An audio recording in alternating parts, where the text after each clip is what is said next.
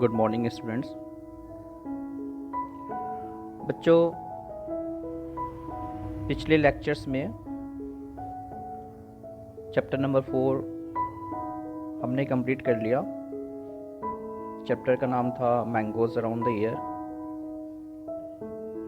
जिसमें हमने देखा कि कैसे हम अगर उसके फॉर्म को चेंज करके पूरे साल तक हम उसे इस्तेमाल कर सकते हैं।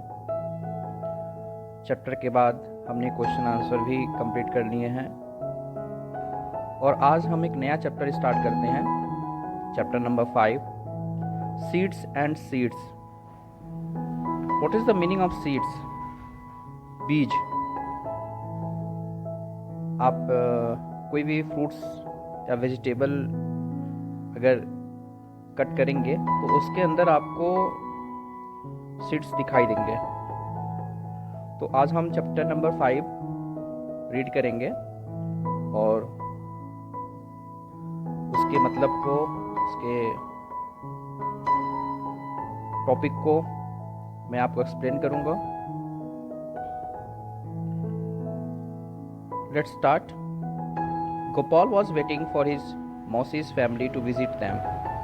They will be coming the next day for their holidays. He was thinking about all the fun and nice food that he would have with his cousins. Just then, his mother called out, Gopal, before you sleep, remember to soak 2 small bowls, katoris of chana gram. She was going to his bua's house and would return only in the morning. You know what is the meaning of soak? Soak means bhigona. Wait, that is soak, भिगोना। आप देखते होंगे आपकी माँ, aunty, बुआ जब छोले बनाने होते होंगे तो शाम को चने को भिगोती होंगी और वो सुबह में फिर उसे निकाल के, पानी से निकाल के फिर उसे वो छोले या सब्जी बनाती होंगी। तो गोपाल की माँ क्या कहती हैं कि शाम को ही क्या करना, 2 स्मॉल बाउल्स, 2 छोटे कटोरे में आप चने को भिगो देना। As he was soaking the chana, Gopal thought, how will 2 small bowls of this be enough for 8 persons? अब देखिए, गोपाल जब 2 कटोरी चने को भिगोता है तो उसके दिमाग में ये आता है कि ये इतने, मतलब उस टाइम तो क्वांटिटी कम थी ना, तो इतनी कम सी क्वांटिटी में कैसे 8 लोगों के भोजन का व्यवस्था होगा। When his mother returned the next morning, she saw that the chana were overflowing from the vessel. लेकिन चूंकि क्या था, उसे आइडिया नहीं था, तो उसने पानी डाल के चने को छोड़ दिया। लेकिन जब सुबह में मदर आती है तो देखती है कि जो चना होता है वो फूलने के बाद वेसल से, मतलब वेसल में से होता है बर्तन, बर्तन से बाहर गिर रहा है। How much did you soak? asked his mother. How did that happen? wondered Gopal. माँ पूछती हैं कि तुमने कितना इसको भिगोया था। अब गोपाल बिल्कुल चिंतित है, सोच में पड़ गया, अरे ये कैसे हो गया। You soaked too much. तुमने ज़्यादा भिगो दिया था। Anyway, it is good. Now I will cook half of them and leave the other half to sprout. अब यहाँ पे एक नया वर्ड है, sprout. Sprout. You know what is the meaning of sprout? अंकुरित होना। आप जब चने को भिगो देते हैं, फिर भिगोने के बाद पानी से निकाल के आप किसी कपड़े में उसे फोल्ड करके रख दें, तो आप देखेंगे उसमें वाइट कलर के थ्रेड्स टाइप में कुछ दिखाई देंगे। That is called sprout. आप उसे अंकुरित बोलते हैं। I can send this to your aunt, the doctor has told her to eat sprouts. Doctor ने उन्हें, आंटी को क्या बोला है? अंकुरित बीज खाने को बोला है। Mother said she tied half of the soaked chana in a wet cloth and hung them up to sprout. देखो माँ क्या कह रही है कि जो आधा जो है भिगा हुआ चना, उसे वो एक गीले कपड़े, wet means WET, wet means होता है गीला, गीले कपड़े में वो उसे भिगो के बांध के रख देती है ताकि वो अंकुरित हो जाए। So children, in the next video we will discuss about the question answer.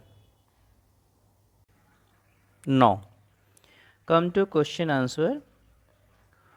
The first question is, what things are soaked before cooking in your house and it is also given why. अब आप बताइए कि आपके घर में कौन कौन से ऐसी चीज़ें हैं जिसको पकाने से पहले उसे भिगोया जाता है, और ऐसा क्यों किया जाता है।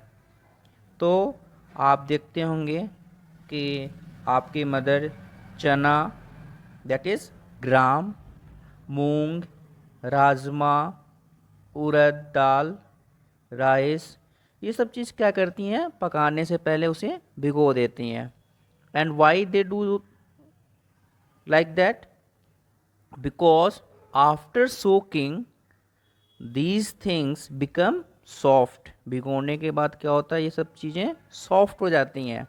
And this makes it easier to grind them and to cook them. इससे क्या होता है, वो हमें सॉफ्ट होने के बाद हमें कम समय में हम उसको पका लेते हैं। अगर हमें उसको ग्राइंड करना हो, मतलब पीसना हो, तो भी वो हमारे लिए इजी हो जाता है। Now second question, what things do you eat after sprouting, how are they sprouted, how much time does it take. अब देखिए कौन सी ऐसी चीज़ है जिसको आप स्प्राउटिंग करने, मतलब उस जब वो अंकुरित हो जाता है तब आप उसको खाते हो। And how are they sprouted, वो अंकुरित कैसे होता है और कितना टाइम लगता है उसको अंकुरित होने में।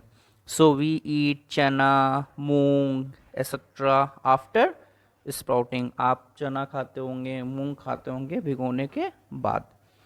दे are soaked in water overnight. आप क्या करते हैं, रात में ही उसको भिगो देते हैं। After that the water is drained out and they are kept in a basket or suspended in a cloth so that they can get air। मैंने आपको बताया ना, भिगोने के बाद हम पानी से निकालने के बाद उसको एक गीले कपड़े में फोल्ड करके रख देते हैं। तो कितना टाइम लगता है, इट टेक्स 40 और 48 आवर्स। चने को तो इतना लगता है अंकुरित होने में, और मूंग को तो आपका 30 more than 30 hours. Has the doctor or someone you know ever told you to eat sprouts and why? क्या कभी डॉक्टर या कोई ऐसा जो आपको बोला हो कि स्प्राउट्स आप खाइए। तो आपके जो फैमिली डॉक्टर हैं वो हमेशा बोलते होंगे, एडवाइस करते होंगे कि आपको स्प्राउट्स खाना चाहिए। And why? Because they are nutritious and healthy food. Now come to page number 43. Now there is an activity, do this and find out. Do you remember that in class 4th you did an activity with seeds? Now try another one. आपको याद है कि आपने class 4th में एक activity किया था seeds के साथ। अब आपको दूसरा एक्टिविटी करना है। टेक सम चना and 3 balls, put 5 chana in the first bowl and fill it with water. Put a put a damp piece of cloth or some cotton wool in the second bowl. Now keep the same number of chanas in it. Make sure that the cotton wool or cloth remains wet. Put the same number of chanas in the third bowl. Do not put anything else in it. Cover all the 3 bowls. Observe after 2 days and note the changes in the bowls. अब क्या होगा? Are the seeds getting air? No. Ball 2 में मिलेगा, yes. And ball 3 में yes. Are the seeds getting water? Ball 1 में मिलेगा जी, ball 2 में yes, and ball 3 में no. What changes did you see? आप देखेंगे यहाँ पे स्वेल्ड अप, यानी कि वो धीरे धीरे फूल रहा है। बॉल 2 में देखेंगे आप स्प्राउटेड हो रहा है, एंड बॉल 3 में no changes. Have the seeds sprouted? In ball number 1, no, but in ball number 2 it is sprouted, and ball number 3, no. So tell and write in which bowl did the seeds sprout. What differences did you see between this bowl and the other bowls? Why did Gopal's mother tie the chana in a damp cloth? आपको ये difference लिखना है। Now, why did Gopal's mother tie the chana in a damp cloth? Gopal's mother tied the chana in a damp cloth so that seeds could get both water and air. Because for sprouting, moisture is required. So children, now wait for the next video.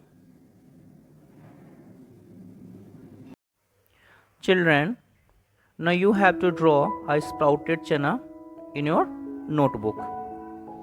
Project: plant your seeds. Take a clay pot or a tin can with a wide mouth. Make a small hole at the bottom of the can. Fill your can with soil. Put 4 or 5 seeds of the same kind in the soil and place them gently. Different groups can plant different kinds of seeds such as mustard, sarso, fenugreek, methi, sesame, til or coriander, dhania. Some English name is given there. Write this name in your notebook and learn it. The English word for sarso and methi, til and dhania. Now this is an activity you have to do by your own. Write name of the seed, the date on which you planted them, and the day you observe something coming out of the soil. Start filling the table. You have to draw this table and you have to fill per day as you observe from your. Now date, it is given, height of the plant, number of leaves seen, any other changes. You have to do this activity by your own. Okay, now come to next page number 45. Find out how long did it take for the plant to come out from the soil. कितना time लगा कि वो मिट्टी से बाहर उसमें से plant आया. What was the difference in the height of the plant on the first and second day. First और सेकंड डे के जो प्लांट में जो हाइट में डिफरेंस आया वो कितना है. On which day did the height of the plant increase the most. कौन से दिन में आपने देखा कि जो हाइट है प्लांट का वो ज़्यादा इंक्रीज किया. Did new leaves come out of the plant every day. क्या प्रतिदिन जो पौधे हैं उसमें से प्रतिदिन नए पत्ते आ रहे हैं. Was there any changes in the stem of the plant. क्या आपने देखा कि जो प्लांट के जो स्टेम है उसमें कोई परिवर्तन हो रहा है. So you have to find out by your own. This is your activity and this is for your own work. Discuss which seeds took the most number of days for the stem to come out of the soil. Which seeds took the last days to come out of the soil. Which seeds did not grow at all. Why did anyone's plant dry up or turn yellow. Why did this happen. What would happen if the plants not get water. Straight from your heart, what is inside the seed. How does a big plant grow from a teeny seed. Think and imagine what would happen if plant would walk. Draw a picture. क्या होता है अगर पौधे भी चलते हैं. पौधे अगर चलते तो क्या होता. आप इमेजिन करिए और एक पिक्चर बनाइए अपने नोटबुक में. Now find out do some plants grow without seeds. क्या कुछ ऐसे भी प्लांट्स हैं जो बिना सीड्स के ग्रो करते हैं. तो वो ऐसे हैं जैसे वो आप उसके स्टेम से आप ग्रो कर, जैसे आपका रोज प्लांट है. तो ऐसे कुछ प्लांट्स हैं जो बिना सीड्स के भी ग्रो करते हैं. No plant which hunt. Hunt मतलब शिकार करना.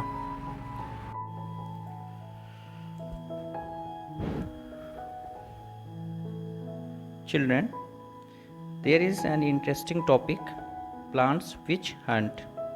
You know, this type of plant is known as insectivorous plant. There are some plants which trap and eat frogs, insects and even mice. The pitcher plant Nepenthes is one such plant. It is found in Australia, Indonesia and Meghalaya in India. आपको ये Australia में, Indonesia में और भारत में कहाँ पे देखने को मिलेगा. मेघालय में मिलेगा. It has a pitcher like shape and the mouth is covered by a leaf.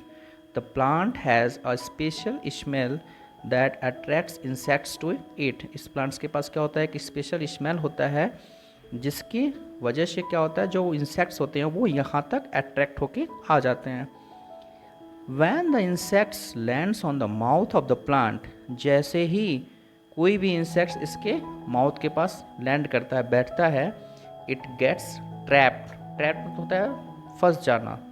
and cannot get out, और वो बाहर नहीं जा पाता है. What a clever way to hunt. लिखा है कितना अच्छा एक तरीका है, कितनी चालाकी से ये शिकार करता है. So this type of plant is known as insectivorous plant, ऐसे प्लांट को क्या बोलते हैं? इंसेक्टिवोरस। इंसेक्ट मतलब होता है कीट पतंग, तो जो प्लांट कीट पतंग खाते हो उन्हें इंसेक्टिवोरस प्लांट कहते हैं। Now come to next topic.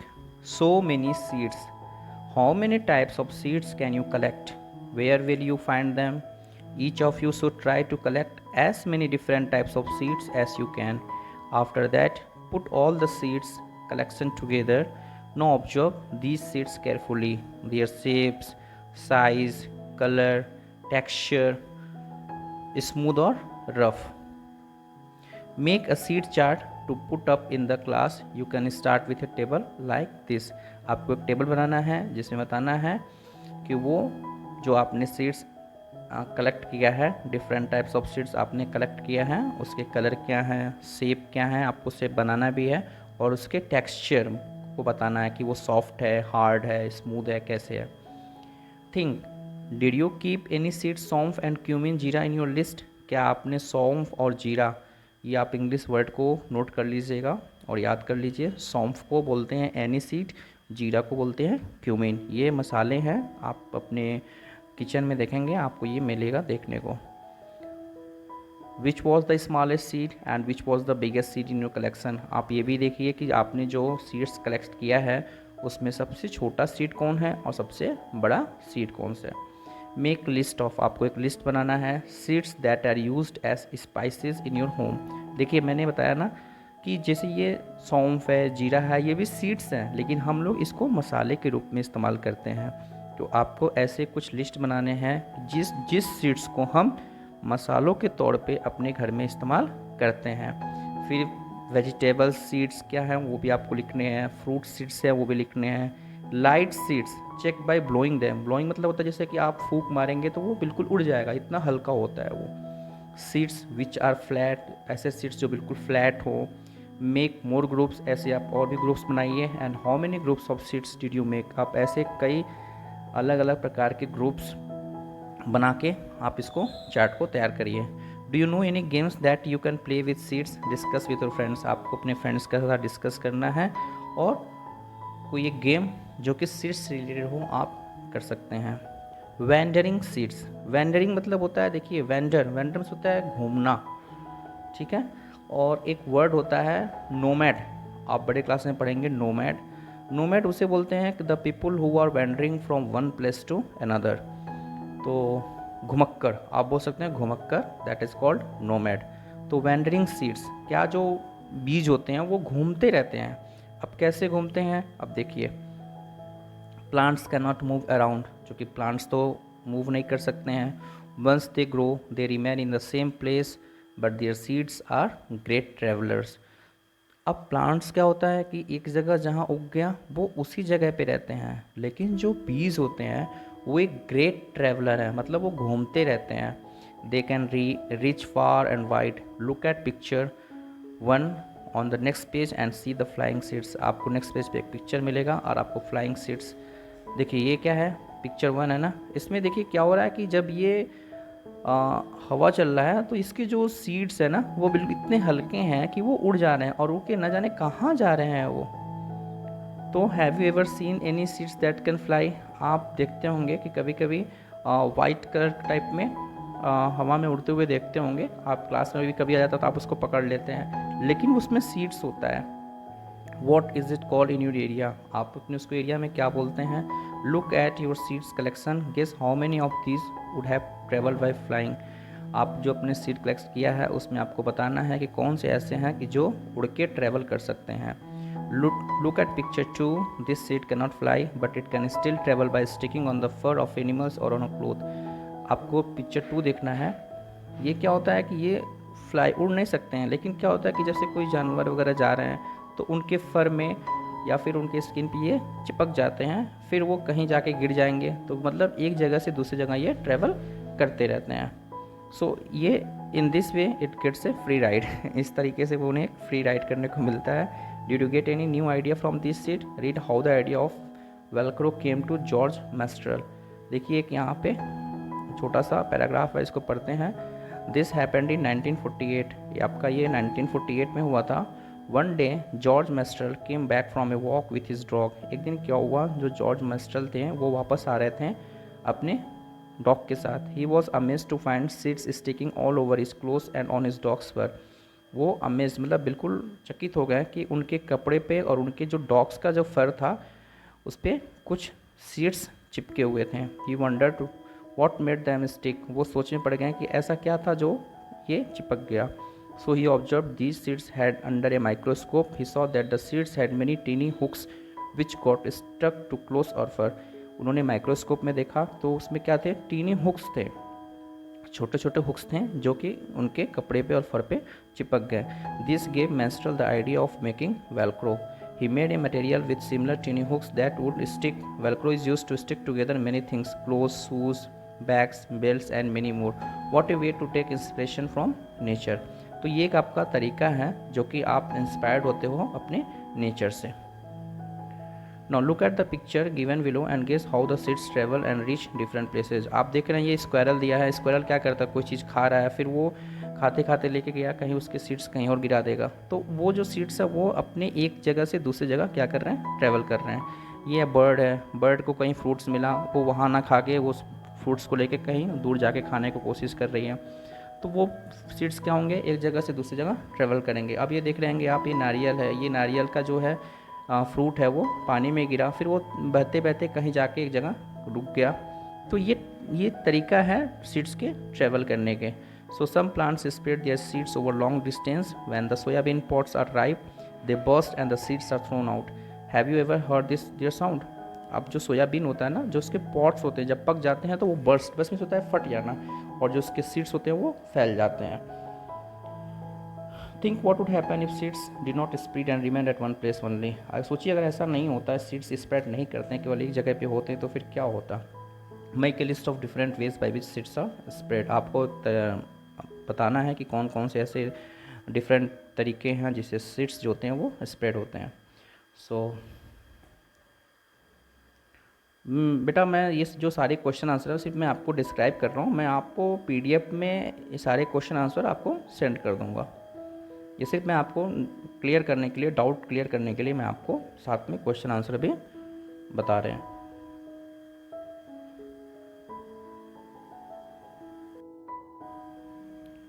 Who came from where? कौन कहाँ से आया। Have you included human beings also in your list? बेटा जो आपने लिस्ट बनाया है ऊपर लिखा हुआ है make a list of different ways by which seeds are spread. ऐसे कौन कौन से डिफरेंट तरीके हैं जिससे जो बीज हैं वो फैलते हैं। तो क्या आपने ह्यूमन बींग्स को भी इस लिस्ट में रखा। देखिए कई बार क्या होता है कि हम खुद उस सीड्स को एक जगह से दूसरी जगह तक लेके ट्रैवल करते हैं और उसको स्प्रेड करने में हेल्प करते हैं। तो देखिए यहाँ लिखा हुआ है have you included human beings also in your list. Yes we also carry seeds from one place to another. हाँ हम भी क्या होते हैं, जो ह्यूमन बींग है वो भी क्या करता है, सीड्स को एक जगह से दूसरी जगह कैरी करता है। नोइंगली और अननोइंगली, कभी कभी तो जानबूझ के या फिर कभी तो हमें अनजाने में भी वो सीड्स क्या होते हैं, कैरी हो जाते हैं। We bring the seeds of plant that we find beautiful और useful to grow them in our garden. कभी क्या होता है कि हम तो ले आते हैं, जैसे हम अपने दोस्त के घर जाते हैं तो वहाँ देखते हैं कि कुछ अच्छे पौधे हैं, तो अपने दोस्त से कहते हैं कि इसकी सीड्स मुझे दे देना, मैं अपने बगीचे में इसको, अपने गार्डन में मैं इसको लगाऊंगा। तो फिर आप वो सीड्स वहाँ से लेके अपने गार्डन तक ले, लेकिन ये आपने जानबूझ के किया, आपको ये सब कुछ पता था। बट कभी ऐसा होता है कि हम अननोइंगली, हमें पता नहीं होता है और वो सीड्स एक जगह से दूसरी जगह हम लेके ट्रैवल करते हैं। Later, the seeds of these plants spread to other places. Many years later, people may not even remember that these plants did not grow here earlier. They were brought from somewhere else. Do you know from where chilies came to our country? कभी कभी ऐसा होता है कि जैसे कि हमें लगता है कि ये हमारे जगह पे नहीं होता है, लेकिन बाद में वो चीज़ हमारे पास आती है तो हम उसको नोटिस करते हैं, अरे ये तो हमारे पास भी अवेलेबल है। तो क्या कह रहा है, क्या आपको पता है कि जो हमारे कंट्री में जो chilli, you know what is chilli, मिर्ची, जिसके खाने के बाद आप आवाज़ करते हैं, तो आपको पता है कि जो चिली है ये हमारे कंट्री में कैसे आया। This were brought to India by traders coming from South America. Traders होता है व्यापारी, जो साउथ अमेरिका से जो ट्रेडर्स थे जब इंडिया में आए तब ये इसको लेके आए। Today we can not think of food without chillies. और आज सही बात है कि आप अपने खाने के बारे में सोचिए, तो आप अगर चिली मिर्ची ना हो तो फिर आपके खाने में कोई टेस्ट ही नहीं होगा। Read this poem to know what which plant came from where. आपको ये पोएम पढ़ना है। इस पोएम को पढ़ने पे आपको मालूम चलेगा कि कौन सा प्लांट कहाँ से आया है। Did you know this? From South America long ago came a tomato, a potato and a green chilli. South America से क्या क्या आया? Tomato, potato and green chilli. Do you know this? A cabbage came from Europe and also a pea from Africa. Came a coffee bean and a green भिंडी। देखिए Europe से क्या आया? Cabbage. You know what is cabbage? पत्ता गोभी। And also A P, मटर। और Africa से क्या आया? कॉफ़ी बीन और भिंडी, okra, ladies finger. They cross the land, they cross the sea. ठीक है, अब देखिए ये ऐसे आया तो मतलब कि आने पे बीच में काफ़ी दूरी है, समुद्र भी है, लेकिन देखिए वो इतनी दूर से हमारे यहाँ हमारे कंट्री में आ गया। A mango sang come in an orange smile inside its skin, welcome to India. A banana said the methi and spinach, brinjal and radish nodded it heads. Did you know this? अब देखिए ये जो चीज़ें हैं ये आपको एक्सप्लेन कर रहा है कि कौन कौन से ऐसे फ्रूट्स हैं, वेजिटेबल्स हैं जो किसी अदर कंट्री से हमारे यहाँ आए हुए हैं। What all was grow in India along ago, where mangoes and bananas grown here, what came from other countries, imagine food without potatoes और टोमेटोज। तो कह रहा है कि आप इमेजिन करिए कि आपका जो भोजन होगा वो बिना पोटैटो और टोमेटो का होगा। क्या आप कभी इमेजिन किए हैं ऐसा?